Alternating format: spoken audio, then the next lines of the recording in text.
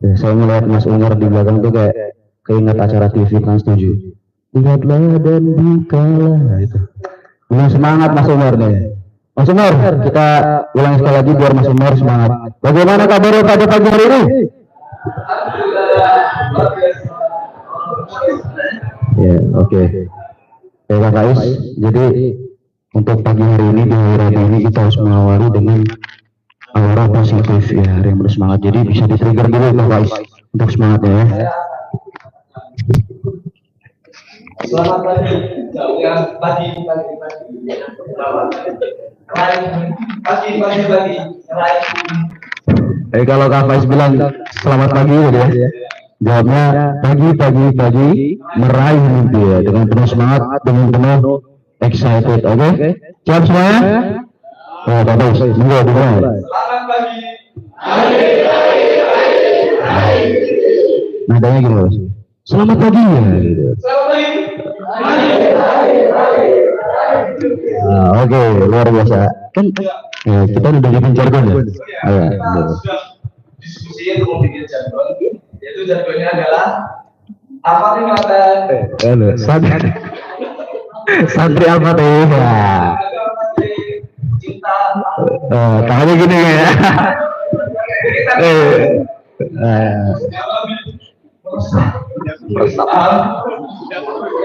Yo, kita tes ya.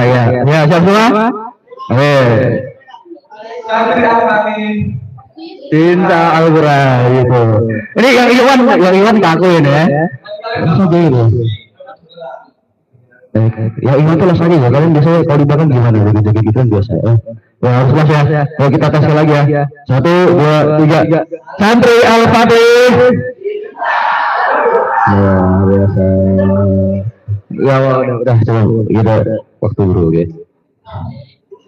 Oke, alhamdulillah teman-teman sekalian yang dirahmati Allah Subhanahu wa taala, pada kesempatan pagi hari ini kita masih bisa melaksanakan rutinitas kita di setiap bulannya, yaitu Liqa Maftuh, yang mana di acara pada pagi hari ini kita akan membahas suatu pembahasan yang insya Allah senantiasa berkaitan dan memberikan progres untuk masalah tauhid di pondok kita. Dan khusus pada pagi hari ini mungkin agak sedikit berbeda daripada Liqa Maftuh sebelumnya, yang mana Liqa Maftuh sebelumnya itu konsepnya bicaranya satu arah ya, dari pembicara ke audiens gitu. Kalau sekarang kita buat konsep talk show, baik ya? Baru dirintis, yes, benar sekali, oke? Seminggu yang lalu. Ya. Oke. Jadi nanti insya Allah kita akan membahas suatu tema yang mana tema ini cukup relate, cukup realistis dalam kehidupan kita sebagai seorang santri, terkhusus sebagai seorang penghafal Al-Quran. Itu nanti tema besarnya itu adalah loyalitas kepada Al-Quran. Ya. Loyalitas kepada Al-Quran. Apa Mas Alvan katakan lebih keras? Oke. Jangan ngantuk Mas Alvan, harus melek. Oke. Oke, jadi kapas. siapkan hatinya dan pikirannya agar kita tuh mengetahui apa sih loyalitas Al-Quran sebenarnya. Oke, siap. Jadi nanti di perbincangan kita setelah ini kita akan mengetahui bagaimana sih tips-tips atau bagaimana sih mindset yang perlu dibenarkan bagi kita seorang santri dalam senantiasa loyal pada Al-Quran ya, gitu Kak Faisal. Oke, jadi alhamdulillah dan pada pagi hari ini kita sudah kedatangan narasumber kita, tamu kita yang luar biasa, Ustadz kita, ya, kakak kita. Bagi kelas 12 ini mungkin lebih dari kakak ya. Karena beliau ini adalah sosok-sosok yang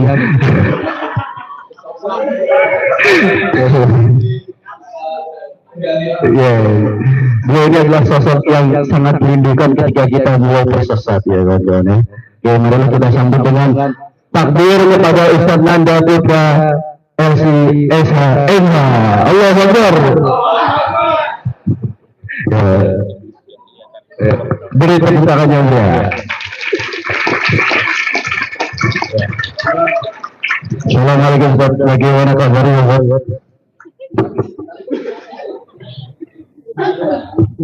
Iya, Ustaz. Walaupun setiap hari ketemu, tapi rasanya setiap pertemuan kita itu seperti sudah lama tidak bertemu, Ustaz. Karena saking rindunya. Wah, itu kayak Oh, iya. Aduh. Bismillah, bahasa Arab ya Allah. Nah, oke, teman-teman. Jadi sebelum kita tanya dulu Ustaz, gimana kabar sehat? Alhamdulillah, saya sangat bergembira apalagi ketemuan sama saya luar biasa pokoknya, luar biasa. Ya, alhamdulillah. Jadi kalau saya info teman-teman, jadi Ustaz Nanda ini perjalanan ke sini cukup memakan waktu yang jauh. Jadi ini suatu kenikmatan yang luar biasa ketika beliau hadir di tengah-tengah kita. Alhamdulillah. Nah, ya. Oke, teman-teman. Jadi sebelum kita masuk ke pembahasan inti, kita akan terlebih dahulu membaca sedikit buku tentang motivasi atau mungkin mindset untuk membaca Al-Quran. Jadi bisa ditampilkan masuk terakhir. Oh, bisa. Oh ya. Nggak bisa dibacakan.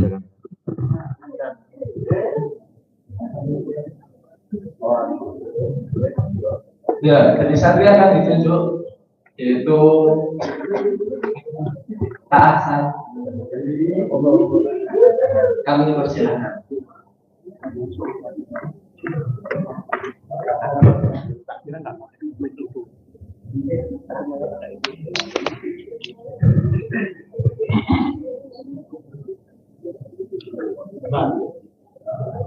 Bismillahirrahmanirrahim. Agar murojaah lebih asik. Cakep.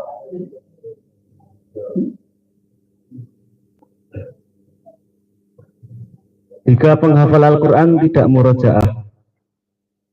Al-Quran adalah kalam Allah Subhanahu wa Ta'ala. Ia adalah perkataan yang paling utama dan syarat dengan hukum-hukum. Membacanya merupakan ibadah yang meluluhkan hati, membuat jiwa menjadi khusyuk, dan memberi manfaat lain yang tidak terhitung. Oleh karena itu, Nabi Shallallahu Alaihi Wasallam memerintahkan agar selalu menjaganya supaya tidak lupa. Sebagaimana sabda baginda Nabi Muhammad Shallallahu Alaihi Wasallam, jagalah hafalan Al-Quran, demi zat yang jiwa saya ada dalam kekuasaannya.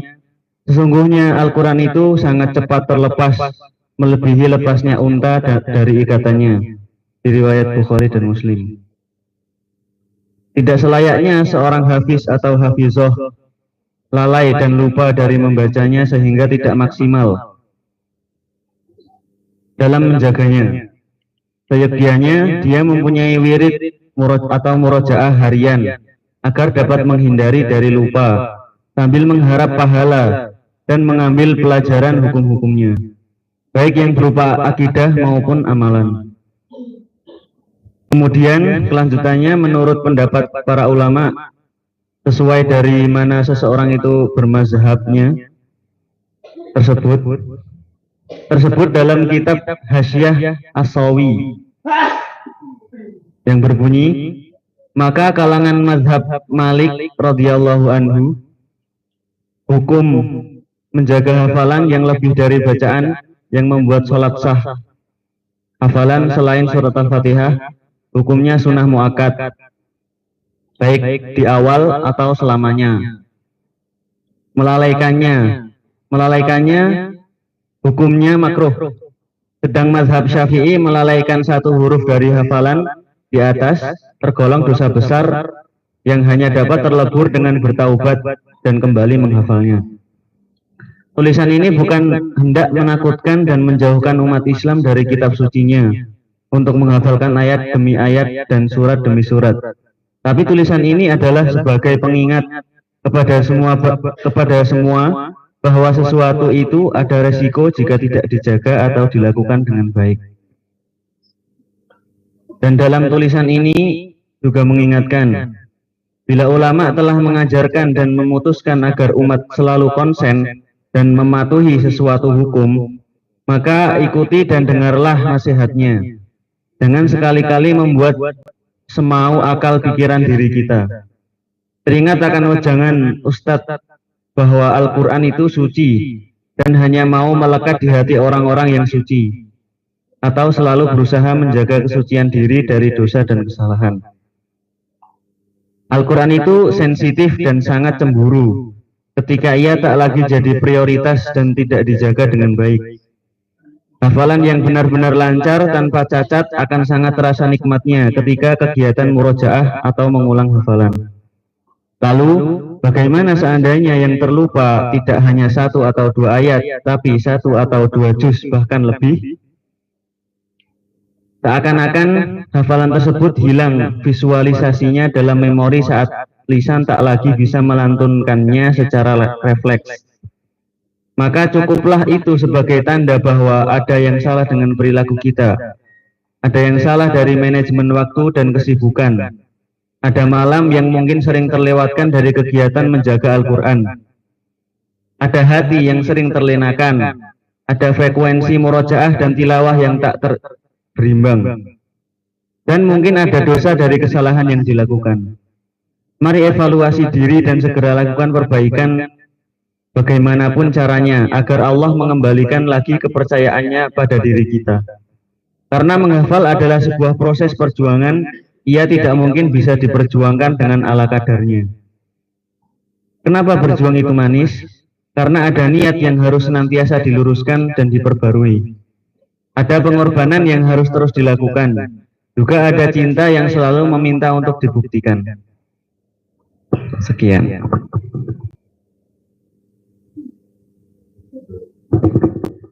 Oke, luar biasa. Terima kasih kepada Kak Hasan. Boleh tepuk tangan untuk Kak Hasan. Ya. Ada yang bisa menyimpulkan poin-poinnya yang tadi telah dibacakan? Ada yang bisa? Kalau nggak ada yang bisa, kita tunjuk aja. Oke. Kayaknya Kak Gali dari tadi memperhatikan. Bisa minta tolong Kak Gali sebutkan mungkin 2 poin saja yang bisa kamu dapatkan dari pembacaan buku tadi. Ya, monggo Kak Gali. Agak maju ke depan aja nggak apa-apa. Agak maju sampai sini.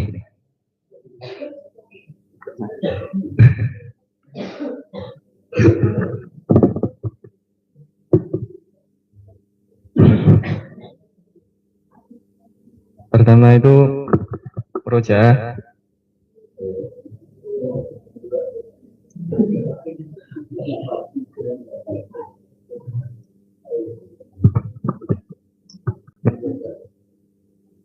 Menjaga hafalan dengan murojaah itu kan harus dilakukan karena takut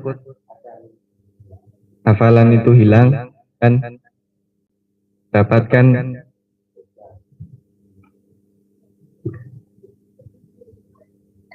aja.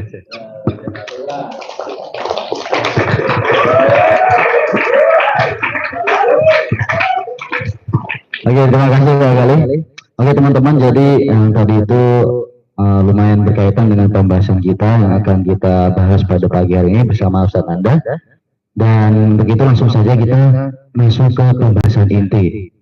Jadi Ustadz, sebagaimana tema yang tadi sudah kita sampaikan, loyalitas kepada Al-Quran. Sebelum itu saya mau disclaimer dulu kan. Jadi untuk pengangkatan tema ini, kenapa diangkat? Karena masalah ini cukup realistis, cukup sering terjadi di kalangan santri, terkhusus bagi para penghafal Al-Quran. Yang mana kita sama-sama tahu kalau di pondok itu santri hafalan sesuai target, santri hafalan setiap hari terjadwal atau baca Quran setiap hari terjadwal, itu adalah satu hal yang wajar gitu Ustaz, karena memang lingkungannya seperti itu dan ini merupakan suatu faktor pendukung yang menurut saya cukup sangat besar dampaknya untuk menimbulkan bi'ah untuk menghafal Al-Quran. Sementara lain cerita ketika di rumah, ketika perpulangan atau bahkan ketika lulus, banyak di antara santri dan mungkin di antara kita juga ya, ketika perpulangan mulai pudar semangat menghafal Al-Qurannya, mulai kendor tilawahnya, mulai hilang repetisinya ya. Jadi di sini kita ingin mendengar bagaimana sih dari POV seorang Ustadz Nanda, dan kita pernah bersama-sama jadi santri ya Ustadz ya. Kalau jenengan dulu pertemuan gimana, atau ada tips-tips lain yang mungkin harus disampaikan agar kita sama-sama bisa membenahi pada saat ini Ustadz. Itu Ustaz, terima kasih. Monggo Ustaz. Jadi pertama ngobrol pagi ini memang sengaja dari awal ya sampai kita sesuaikan dengan apa, dengan keresahan. Jadi apapun itu kalau dimulai dari resah, akhirnya kita berpikir. Maka dari awal saya ingin tema kita obrolkan itu sesuatu yang kita resah. Kalau kita resah, mulailah kita berpikir, mulailah kita mencari jalan untuk mengantisipasi keresahan ini. Nah, pertanyaan saya, apa keresahan kita itu? Kenapa kok kita resah dengan amalan kita? Nah, itu pertanyaan paling mendasar. Tapi yang perlu diapresiasi, seseorang itu kalau resah berarti berpikir. Iya, iya. Benar ya. Kalau orang nggak resah, dia nggak mikir. Artinya seseorang yang nggak mikir berarti dia nggak punya intent di sini. Pertanyaan saya tadi coba jawab dulu. Masalah beda masalahnya.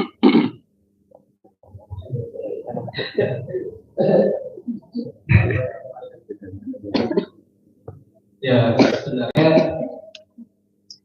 rasa instan kita baca Al-Quran itu kalau di pondok itu memang ada Ustaz. Tapi kalau yaitu intens kita pada Al-Quran ketika di rumah itu hilang begitu saja. Nah, di sini kita apa ya? Dan ditanyakan itu ketika di rumahnya Ustaz. Ya, saya analogikan lah. Kalau motor saya namanya apa? Rigo. Ya, kalau motornya Ustaz Zaki, Vario. Sebenarnya bukan masalah mereknya. Misal saya mendapatkan sesuatu, dulu saya pertama kali punya laptop itu, saya menabung 1 tahun.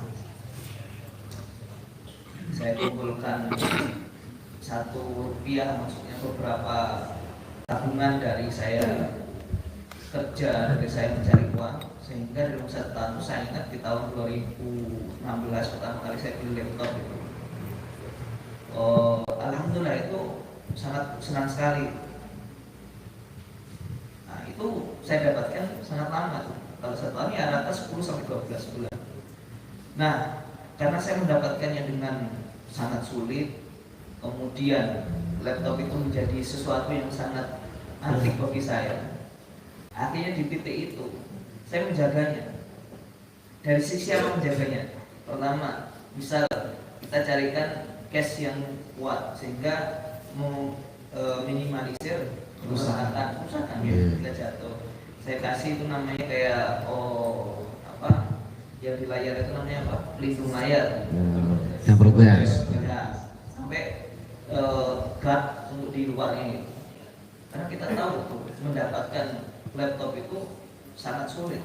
Ibarat kata dengan harga yang orang-orang misal punya uang, tinggal datang ke toko bisa langsung beli. Saya butuh waktu sekitar setahun dan mengumpulkan uang. Akhirnya dengan kita tahu value barang itu dan kita mendapatkannya susah, kita pun punya effort untuk menjaga. Nah, santri itu akan punya keresahan, akan punya rasa tanggung jawab kalau dia itu punya apa? Punya rasa tadi bagaimana dia itu tahu bahwa value hafalan itu gede, kemudian karena dia tak mau kehilangan value itu, jadi bagaimana caranya dia apa? Menjaganya ya dengan banyak cara. Atau misal motor, alhamdulillah saya punya satu prinsip, nggak mau membeli sesuatu kecuali cash walaupun second. Yang pertama itu. Yang kedua, membeli sesuatu bukan dalam rangka FOMO, fear of missing. Bilang POV, saya juga punya istilah banyak sebenarnya. Takutnya Izul nggak tahu itu. Apa itu istilah saya? Fear of missing out. Jadi ikut-ikutan orang. Kalau saya ikut-ikutan orang, pasti saya di sini kan mayoritas motor Honda. Supra Jaya Supra ya. Kasih klarifikasi kenapa? Ya karena rata-rata orang milih Honda. Saya udah milih vendor sebelah. Enggak istilahnya namanya asing pula. apa itu freebie? Nah, tapi ini saya mau cerita aja ya, karena penting ini saya klarifikasi. Karena saya melihat fungsinya apa? Bahwa itu sesuai dengan saya dan itu sesuai dengan apa yang saya butuhkan. Tadi hubungannya apa sih, kenapa motor? Tentang analogi dalam menjaga Al-Quran. Ya, Jadi sesuatu yang kita harus mempunyai sesuatu yang sangat berharga dalam Al-Quran itu apa, seperti yang sedang analogi. ya, oke, masih nyambung ya berarti. Ya. Takutnya nanti kok ini dari hafalan Quran jadi ke motor nih, dari akhirat ke dunia gitu. Saya setiap pekan ya, hampir lah PP sehari 2 kali, sepekan 2 kali, sekali 2 kali itu. Dari rumah saya ke sini itu perjalanan 1 sampai 1,4 sampai 1,5 jam naik motor. Itu kadang sekali, kadang 2 kali. Dan saya harus membawa beberapa barang saya. Setiap perjalanan, saya ketika bawa barang itu terasa nggak nyaman karena di tas semuanya. Akhirnya saya merasakan itu nggak nyaman, saya cari motor yang bagasinya gede. Nah, akhirnya baju saya sepekan, saya masukkan semua di jok. Praktis. Iya. Jadi yang di tas saya itu isinya cuma 2 barang-barang yang kecil atau mungkin laptop kalau saya bawa saya butuh. Jadi ketika perjalanan saya lebih nyaman, ketika perjalanan saya tidak merasakan capek yang berlebih. Nah, kita tahu value-nya di situ. Akhirnya kita memutuskan untuk menjaga itu tadi. Makanya kalau saya punya motor, punya barang, apapun itu selalu dijaga cara untuk menyucinya. Menyuci itu saya ada caranya sendiri. Jadi untuk menjaga ya di situ. Menjaga, karena kita tahu kalau motor itu rusak, kita nggak nyaman perjalanan. Kalau mau saya perdetil lagi, setiap 1 pekan itu saya pasti itu tambah bannya. 1 bulan sekali saya ganti oli. Setiap motor saya cuci, bahkan ada tekniknya sendiri biar tidak rusak. Kenapa itu perlu dijaga? Karena kita itu punya tahu bahwa itu membantu perjalanan kita, sehingga jangan sampai alat itu tadi menjadikan kita tidak nyaman. Ya, kembali ke hafalan tadi. Kenapa kok kita menjaga hafalan? Saya pernah cerita di beberapa pertemuan yang lalu. Saya tuh pernah nyampaikan untuk konsisten di satu hal itu kita perlu satu alasan utama yang perlu kita tanamkan 5 cm di depan muka kita. Kenapa kita harus effort di situ? Kenapa kita itu harus punya perjuangan di situ? Maksudnya gimana? Supaya ketika kita itu mulai keluar dari relnya, kita ingat tuh, oh kita punya tujuan yang nggak mungkin kita itu lekang dari tujuan itu kecuali sampai. Itu orang masing-masing punya apa? Punya alasan. Alasan saya yang paling utama, saya nggak mungkin mencium tangan ibu saya. Saya nggak mungkin mencium tangan ibu saya di dunia. Bagaimana caranya saya bisa riang di akhirat? Saya dengar itu. Siapa yang anaknya hafal Quran, maka orang tua dapatkan mahkota di akhirat. Itu yang saya pegang. Anda, kalau kamu malas, kalau kamu nggak dekat sama Al-Quran, gimana caramu untuk ketemu orang tuamu di akhirat? Itu cukup menjadikan saya untuk tidak apa. Ketika mulai lihat rasa malas, mulai ada rasa nggak mau dekat lagi, kita punya tujuan dan itu menjadi apa? Titik kita dan orang masing-masing. Berarti Ustadz Nanda itu salah satu faktor pendorong agar Ustadz menjaga hafalannya itu dari orang tua itu, agar Ustadz ketika di hari kelak memakaikan mahkota kepada orang tua. Itu bukan hanya salah satu faktor, itu faktor utama. Faktor utama, apa yang mau saya berikan ke orang tua? Nggak ada lagi. Cukup satu alasan itu untuk kita on the track. Misal kalian nggak harus di bidang agama, itu nggak menjadi alasan juga kita itu nggak jaga Al-Quran. Dimanapun bidang kita, dengan kita punya Al-Quran, itu menjadi sebuah nilai plus dan itu menjadi penjaga kita. Ini satu pemikiran yang perlu kalian itu selalu tanamkan di diri, apa yang menjadi value kalian hafal Quran. Iya, benar sekali. Tapi permasalahannya Ustaz, di pondok itu memang kalau bisa dibilang lingkungannya masih murni saja, sehat, relasinya sehat gitu, dan kita masih bisa berpikir dengan biasanya dengan jernih, dengan rasional.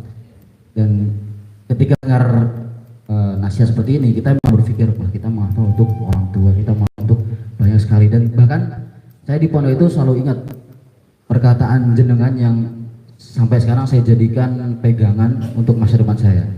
Kowe ngafal Al-Quran, kowe kuasai bahasa Arab, kowe meh dadi apa iso. Nah itu saya pegang sampai sekarang, Ustaz. Tapi itu ketika di pondok saya bisa berpikir seperti itu dengan tanpa halangan apapun. Tapi ketika di rumah memang masih itu masih saya jadikan pegangan, tapi motivasi kita untuk hafalan itu, untuk tujuan yang lebih, untuk goals yang lebih sukses itu seakan-akan terdistraksi dengan berbagai gangguan-gangguan di rumah, Ustaz. Dan mungkin ini cukup menjadi masalah yang serius, Ustaz. Nah, itu tanggapan Ustaz gimana, Ustaz? Jadi mulai pudar gitu, Ustaz, bahasanya. Dulu ada sahabat tuh, ketika ketemu dengan Rasulullah itu seakan-akan surga di hadapan dia. Dia melakukan apa-apa termotivasi. Tapi ketika nggak melihat Rasulullah atau nggak dekat dengan Rasulullah, dia itu melihat segala sesuatu, ya pengennya ya syahwatnya aja. Pernah dengar ya? Pernah ya. Sahabat itu kalau lagi bermajlis dengan Rasulullah, wah semangatnya luar biasa, 45 dia. Seakan-akan itu surga itu di depannya. Itu sahabat. Artinya ketika itu Rasul mengalami ini kembali ke core kita ya, kegelisahan tadi. Jadi orang punya kegelisahan, habis itu dia berusaha untuk mendiskusikan apa yang dia pikirkan. Datanglah sahabat tersebut kepada Rasulullah, kemudian tanyakan, ya Rasulullah, apakah aku itu orang munafik? Karena ketika datang kepadamu seakan-akan sudah di hadapanku. Tapi ketika aku berada dengan keluarga, aku berada dengan sahabat di komunitasku, seakan-akan apa yang aku dengarkan padaku hilang semuanya. Apakah aku munafik? Apa yang dijawab Rasulullah?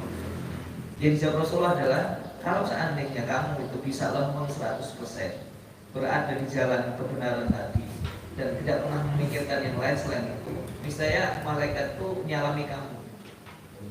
Artinya itu memang tidak ada orang yang 100% itu dia on the track terus. Nah itu perlu kita pahami. Jadi sisi-sisi manusiawi kita mungkin melakukan kekhilafan ya. Itu juga perlu kita jadikan sebuah apa? Jadikan sebuah rasa tadabbur. Artinya kalau namanya manusia itu pasti ada khilafnya, dan ketika khilaf ya kita segera taubat, istighfar. Nah kita akhirnya memahami bahwa dalam tanda kutip asma Allah Ghafur itu kepake karena kita ada khilafnya gitu. Kalau manusia nggak pernah melakukan khilaf, nanti Allah gimana sifat mengampuninya? Oke, tapi itu tidak menjadi sebuah legitimasi. Buat apa? Buat untuk melakukan kesalahan. Oh, nggak apa-apa dong, aku nggak usah ibadah, nanti Allah juga apa? Bakal mengampuni kita. Itu juga salah. Jadi ke jalan tadi maksudnya itu wajar, suatu kewajaran. Namun maka dari itu perlu seorang santri itu punya namanya komunitas. Maksudnya yang mana? Komunitas itu adalah satu perkumpulan orang yang punya goal yang sama, yang punya tujuan yang sama, sehingga ketika pada posisi jumud, pada posisi futur, berkumpullah lagi, ibarat kata handphone tuh. Dia ngecas. Kalau dicas terus kan dia nggak mungkin. Maka kalau dia mulai lowbat, carilah komunitas itu.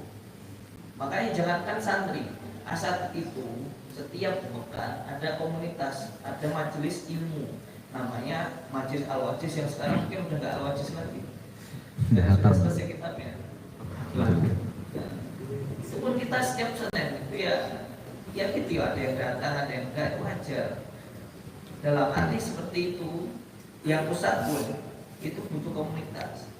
Semua butuh komunitas. Maka pertanyaan saya, jika kita itu merasa lowbat, cari stasiun pengisian. Isi itu. Ima kita itu menciptakan stasiun pengisian, ima kita itu mendatangi stasiun pengisian. Kalau bisa ada stasiun pengisian, ada charger, kita pakai. Tapi kalau tidak ada, kita ciptakan. Jelas kayak ini kira-kira. Bahasanya itu saya bahasa DPR ya. Saya takut ini anak-anak yang di belakang ini melihatin biar lihat aja. Oke, sampai saya itu sampai berpikiran, aduh ini perpulangan aja kayak gini, nanti lulus gimana? Jadi saya itu sampai berpikiran gimana kalau kuliah itu besok kita sama-sama lulusan Al-Fatih itu ya buat perkumpulan majelis gitu. Kalau kayak ustadz tuh kayak Al-Wajiz gitu. Nah itu untuk menjaga relasi itu biar tetap baik gitu. Makanya kemarin saya bilang pas penutupan daur ya, bisa nanti antum beberapa ikhwan di Jakarta bikinlah perkumpulan alumni yang mana diadakan 1 bulan sekali itu majelis di Tasmin, misal majelis diskusi atau bahkan sepekan sekali. Gunanya bukan untuk hanya kumpul hura-hura, tidak, tapi untuk menyamakan frekuensi, menyamakan langkah, menyamakan visi. Karena gimana komunitas itu menjaga kita dari hal-hal yang keluar dari jalur. Ya, saya sudah membayangkan, misal kalian itu nanti di kota manapun, seandainya memang dari pesantren sudah banyak alumni, buatlah perkumpulan sepekan sekali, 2 pekan sekali. Nanti di perkumpulan itu ada tasmihnya. Jangan bayangin 30 juz karena kue mampu. Ya yang mampu dulu aja, misalnya maju. Jadi setiap bisa nanti perkumpulan orang-orang yang kuliah di Jogja bisa di 1 bulan sekali bikin tasmih. Tasmihnya berapa? 3 juz. Terus apa yang dilakukan setelah tasmih? Belum mutolah kita takrif misalnya. Nah, baca dari awal tuh. Habis itu makan. Inti dulu baru untung. Oke, inti dulu. Misalnya kalian bisa hataman terus hafalan terus ngaji lagi. Ya bisa yang ada duitnya. Itu dia poinnya, masalahnya di situ. Oke, Ustaz. Jadi dari penjabaran Anda tadi yang bisa kita ambil itu ya intinya yang bisa menyadarkan kita itu tentang bagaimana kesadaran kita dengan value kita menghafal Al-Quran ini ya. Sebagaimana tadi beliau punya barang-barang yang beliau dapatkan dengan susah payah, dan ketika sudah didapati memang harus ada effort, ada usaha keras untuk menjaganya. Begitupun dengan Al-Quran. Al-Quran sudah kita dapatkan, kita berjuang mati-matian untuk menghafalnya, dan ini Al-Quran ini memberikan value yang luar biasa kepada kita di dunia maupun di akhirat, dan oleh sebab itu kita harus ada effort untuk menjaganya ya Pak Isya. Selain itu juga kita harus menciptakan lingkungan yang Benar sekali. jika kita tidak bisa mencari teman-teman, kita ciptakanlah lingkungan terbaik itu sendiri agar kita tuh tidak keluar dari track on. Oke. Dan nggak harus banyak. 2 orang itu dimulai nggak masalah. Ini kan untuk informasi, Habib sama Faiz ini kan satu teman murojaah pasangan. Udah sampai 80. Amin. Tiga. Hatta ini beli seragam kayak gini kan, seragam murojaah pasangan. Ini angkatan. Angkatan. Bisa. Kalau misalnya menurut saya pakai seragam kayak gini bisa. Iya. Tapi seminggu sekali ya. Bisa doakan nanti bisa jadi pegawai Al-Aqsa.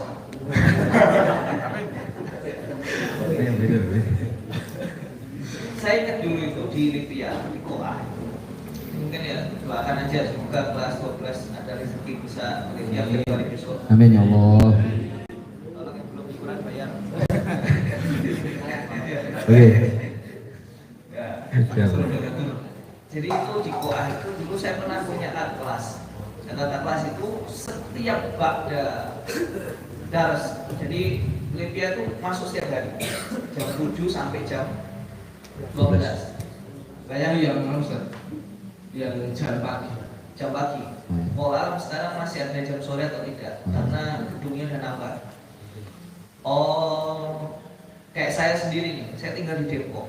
Kalau pagi itu perjalanan dari Jakarta, dari Depok ke Jakarta 1 sampai 1,5 jam every day, from Monday Sampai Saturday. to Friday. Atau Friday, Saturday libur. Ya, kita menganut 2 hari libur. Oke. Ditambah itu kalau pagi. Jadi saya pernah pagi itu, misal jalan aja udah 1 jam. Tapi kalau pulang berapa? 20 menit. Jadi 3 kali lipat kalau pas jam berangkat kerja, begitu pula pas pulang kerja. Saya pernah masuk itu siang tuh dari rumah sampai ke kampus 15 menit. Tapi kalau pas pulangnya hampir 2 jam. Saya pernah itu. Udah macet, hujan pula. Itu jalan kaki Ustaz. Udah naik ke motor. Jalan kaki sampai 2 jam loh. Berarti kali. Iya. Jakarta bos, macet bos gitu. Ya mungkin kalau yang pernah ditinggal di Depok tahu juga. Iya. Jadi kalau saya nih mungkin nanti kalau ketemu sama orang-orang Depok, saya bisa cerita. Karena saya lumayan lama, 8 tahun di Depok. Sawangan gimana, Cilodong. Cilodong, yang jalannya bolong-bolong, nggak tahu sekarang. Dan sebagainya saya tahu. Ciliwung gitu, Ciliwung. Tahu. Ciliwung. Ya. Ya, saya tahu kalau Anda bukan orang Depok. Jalan orang memang dikelakan bisa. Iya. Oke. Oke, tadi mana maksudnya? Oh ya, setelah zuhur itu anak-anak beberapa penghafal Quran dia tetap murojaah. Padahal bayangin pagi sampai siang sudah di kelas, sudah dars. Saya mendapatkan satu faedah yang penting bahwa waktu itu ada karena diciptakan. Kalau kalian tidak punya fokus pada kegiatan tertentu, kita itu nggak bakal punya waktu untuk itu. Misal orang yang punya hobi gambar, dia itu kalau ada waktu kosong pasti gambar. Ya, dia yang punya kecenderungan ke seni, dia beli Lego kecil-kecil. Untuk apa? Yaitu dia selalu menciptakan waktu agar dia bisa berusaha melakukan apa yang dia sukai. Maka di mana fokus kita berada, di situ tenaga dicurahkan. Saya nggak katakan Lego itu haram ya. Tapi kan ya kayak Mursi. Mursi itu kan memang posisinya masih kecil dan suka mainan. Saya lihat tuh, dia kemana-mana harus ada mainan. Karena di situ dia masa-masanya untuk bermain, di situ tenaga dicurahkan. Adalah Lego dan sebagainya. Maka yang pertama tadi saya katakan, waktu itu ada kalau diciptakan. Artinya selama apapun kalian itu nggak pernah men-schedule kegiatan, maka waktu nggak ada. Kamu nggak punya fokus ke Al-Quran, maka selama itu pun kamu nggak akan murojaah. Jadi murojaah itu bisa dilakukan dengan buat kamu memplot waktu buat murojaah dan kamu punya fokus untuk itu. Pasti ada waktu. Katakan ya ikhwah, ana ya usyariku al-barnamij abra al-zoom kulla yawm. Ana ladayya barnamijan al-an. Yang pertama program online untuk setoran. Hatta program online untuk belajar. 3 Dan itu setiap hari saya alarm jam 1 sampai jam 1:30 khusus saya setoran. Nanti jam pada asar saya ngerjain, saya dengarkan video untuk mengerjakan tugas. Nanti pagi mungkin habis salah kayak gitu, biasanya saya juga dengarkan satu audio dan mengerjakan tugas. Dan itu semuanya sudah saya alarm, ada alarmnya masing-masing. Artinya itu nggak mungkin saya bisa lakukan karena saya nggak punya fokus di situ. Dan karena saya fokus di situ tadi, saya berusaha mengajarkan, saya kasih waktu. Dan alhamdulillah orang tuh 5 menit masih ada. Nggak mungkin orang nggak punya waktu 5 menit. Tapi dengan waktu 5 menit itu, kalau kita fokus di Al-Quran, dapat tuh sebarangan. Berbicara tentang masalah pembagian waktu, di sini ada pertanyaan dari santri yang sudah dikumpulkan kemarin, yaitu bagaimana cara menyinkronkan waktu antara hafalan, kemudian pelajaran dan murojaah. Dan ini kalau dilihat-lihat sepertinya problem kita sebagai santri semuanya sama ya, yaitu kadang itu bingung, wah ya Allah kok ini ada pelajaran, ada tugasnya kayak banget, terus belum lagi hafalan, terus tahuan murojaah misalnya. Nah itu cara membaginya gimana? Kan kadang orang tuh masih belum bisa membagi waktu yang tepat untuk digunakan hafalan, pelajaran, kemudian murojaah gitu. Oke, sebenarnya saya tadi udah berusaha masuk ke pembahasannya ya. Waktu itu ada karena diciptakan. Yang kedua yang saya katakan, ketika kita fokus terhadap sesuatu, tenaga kita tercurahkan di situ. Yang ketiga, jangan pernah menganggap bahwa waktu yang baik itu waktu yang banyak. Bukan kuantitas yang kita kejar, tapi kualitas. Saya sedikit curhat aja. Saya itu berusaha untuk bisa menyeimbangkan antara di satu sisi kerja, katakan ngajar di sini lah. Di satu sisi saya tetap ada waktu untuk mengisi kajian di masyarakat. Di satu sisi saya harus ada waktu untuk ngantar anak saya sekolah. Di satu sisi juga saya harus ada waktu untuk keluarga. Saya di sini menjadi guru, saya di rumah menjadi ayah, saya di masyarakat menjadi pembicara, saya di tempat lain mungkin jadi karyawan. Itu kan berarti punya peran masing-masing. Dan di situ kalau saya mau dibilang antara saya yang ketemu setiap hari dengan keluarga, tentu waktu saya sedikit. Benar nggak? Benar sekali. Dibandingkan Pak Faiz, ketemu Salim itu mungkin bisa lebih banyak daripada saya. Dengan 6 anaknya. Masya Allah. Saya anaknya baru 2, istrinya baru 1.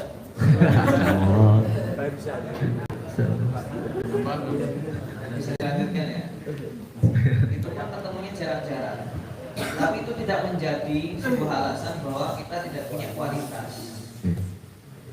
Jadi kata kuncinya kualitas. Makanya saya tuh berusaha setiap hari Senin mengantarkan sekolah, ke sekolah, atau saya antarkan ke tempat ngajinya. Karena saya berharap ada momentum yang berkualitas saya dengan keluarga, dan itu nggak mudah.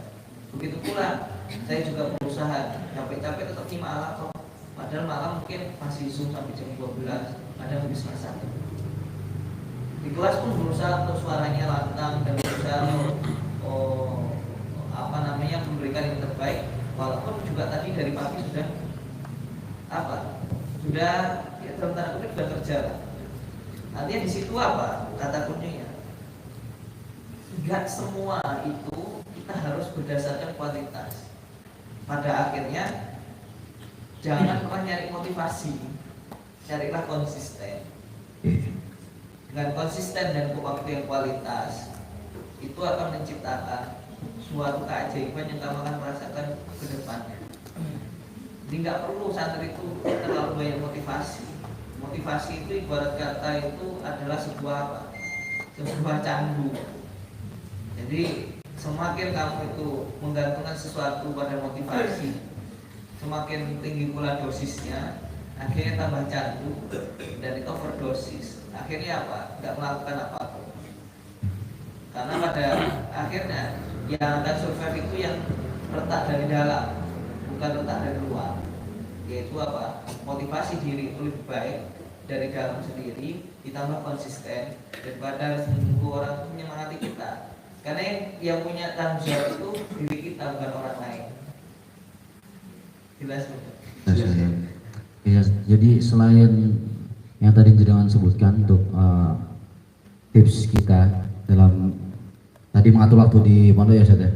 Ya, meluangkan waktu, memberikan waktu sendiri karena intens kita yang cukup untuk Al-Quran. Kemudian yang diperhitungkan adalah kualitasnya, bukan kuantitasnya. Dan mungkin kalau bisa saya simpulkan Ustaz ya dari cerita jenengan tadi, kita kan di sini sama-sama manusia Ustaz, diberikan kekuatan yang mungkin sama oleh Allah Subhanahu wa taala, dan waktu kita di pondok ini juga relatif sama, bahkan mungkin lebih longgar daripada jenengan. Kalau boleh saya simpulkan, mungkin ternyata usaha kita selama ini itu belum mastatokna, belum semampu kita, itu belum maksimal Ustaz. Karena ya, Ustaz Nanda saja yang aktivitasnya begitu padat seperti itu bisa stabil, bisa balance di setiap aktivitasnya, apalagi kita. Jadi motivasinya seperti itu ya Ustaz ya, kurang lebih. Oke, jadi nggak terasa ini sudah 5:54 ya. Di jam saya 54 tadi. Oke, jadi kita masuk ke segmen akhir ya Kak Faisal, itu apa segmennya? Closing statement. Iya benar, closing statement. Oke, jadi di segmen terakhir ini kita minta closing statement dari jenengan untuk menutup pertemuan kita pada pagi hari ini. Sebenarnya hampir semua tadi sudah merupakan sebuah inti-inti ya. Semoga bisa dipahami ya Pak Syafiq bersama Salim. mana Salim. Masya Allah. Di sini tuh banyak Habib, ada Salim, ada Habib Salim, Al-Jufri, ada Syafiq bersama. Masya Allah. Habib semua ini dari Hadrul Maut. Insyaallah. Baik. Jadi teman-teman yang sudah mulai ngantuk, ini juga belum disinggung ya, tapi kenapa kok biar nggak ngantuk juga ya. Oh iya, sorry. Tapi tidak masalah. Jadi kalau mau di request mungkin 3 hal yang perlu, yang mungkin hari ini kita bicarakan. Tentukan value kalian. Kenapa saya melakukan hal ini? Kenapa saya harus mempertahankan ini? Setiap orang punya pikiran masing-masing, dan setiap orang punya hal yang dia akan bisa jaga itu. Nah, teman-teman kira-kira ngapain? Apa yang bisa kalian itu jadikan pegangan? Itu masing-masing punya alasan yang berbeda. Dan ketika kalian sudah menentukan nilai apa yang akan kalian jalankan dan jaga tadi, jagalah jangan sampai hilang. Karena di situ identitas kamu. Yang kedua, masalah apa tadi? Waktu, ya. Waktu konsisten atau tidak itu, ya tentu al-iman yazid wa yanqus, yazidu bil ta'ah wa yanqus bil maksiyah. Ketika pada posisi terendah, ketika butuh kalian itu lobet lah, iman kalian lobet, cari komunitas. Makanya biar kita itu stabil, murja pasangan itu salah satu apa? Sarana agar kita itu punya kestabilan dalam murja. Jadi perlu kita punya sebuah komunitas. Bahkan kalau dalam tahap yang kecil banget itu gak usah komunitas lah, bestie kalau bahasanya. Jadi nggak perlu kita itu harus banyak teman, tapi nggak punya value. Lebih baik sedikit teman, tapi itu memang teman-teman yang punya value yang sama dengan kita, sehingga dalam kondisi kita low band tadi bisa mengecas. Oke, sampingnya Septa siapa tuh? Ya, dan memikirkan hawa. Yang terakhir ya. Jadi yang kedua saya tadi saya nyampein oh iya. Yang kedua tadi apa? Apa yang saya sampaikan terakhir? Ngantuk. Besti. Oh yang besti tadi. Jadi seseorang itu supaya konsisten harus punya apa? Besti tadi. Atau komunitas secara besar. Yang terakhir, waktu itu ada kalau diciptakan. Jadi kalau kalian itu nggak punya waktu, berarti ada fokus yang tidak di kegiatan itu. Karena di mana fokus itu tertuju, tenaga itu dicurahkan. Kalau kamu nggak mencurahkan waktumu sesuatu hal, berarti dipertanyakan, barangkali fokusmu bukan di situ. Dan kalau fokusmu bukan di situ, segera mungkin dihindari distraksi atau yang mengganggu tadi. Itu 3 hal yang mungkin tadi kita bicarakan ya. Semoga bisa sama-sama menguatkan insya Allah. Bisa. Jadi teman-teman sedikit kita menyimpulkan bahasanya pertemuan ini kita mempunyai 3 poin penting. Yang pertama yaitu adalah tentukan P of view atau maksudnya tujuan dari kamu itu menghafalkan value. Yang kedua yaitu adalah tentukan bestie. Ya, di sini kita menentukan bestie tentang contohnya kita bermurojaah pasangan dengan teman, itu akan menciptakan bestie kita yang sangat sinkron dengan kemauan kita. Kemudian yang ketiga yaitu adalah fokusmu di mana. Oke, siap. Jadi luar biasa untuk pembahasan pagi hari ini, cukup memberikan pencerahan bagi kita semua, dan semoga segala sesuatu yang telah disampaikan Ustadz Nanda sudah cukup kiranya menjadi bekal kita untuk mencoba terus konsisten dan kembali mengingat value kita menghafal Al-Quran. Karena menghafal Al-Quran ini tentunya memiliki value yang luar biasa kalau kita mau gali lagi secara mendalam, ya, baik di dunia maupun di akhirat. Oke, jadi begitu Ustadz, kami ucapkan jazakumullah khairan katsiran Ustadz. Amin ya Allah. Nah, menyempatkan waktunya pada pagi hari ini, ya. Jadi alhamdulillahnya selain beliau menyempatkan datang sini, pada pagi hari ini saya belum jadi setoran. Oke, ya, bercanda. Oke, jadi itu teman-teman untuk pertemuan kita pada pagi hari ini. Jadi tetap semangat menghafal Al-Quran, dan ingat goals kita, tujuan kita itu selain mengharapkan ridho Allah, masih ada kepala kedua orang tua kita yang harus kita kenakan mahkota di akhirat kelak. Begitu Kak Faisyah. Oke, mungkin itu sekian dari kami. Saya Muhammad Hafiz Taufik Rahman pamit undur diri. Saya Muhammad Hafiz Rahman pamit undur diri. Wassalamualaikum warahmatullahi wabarakatuh.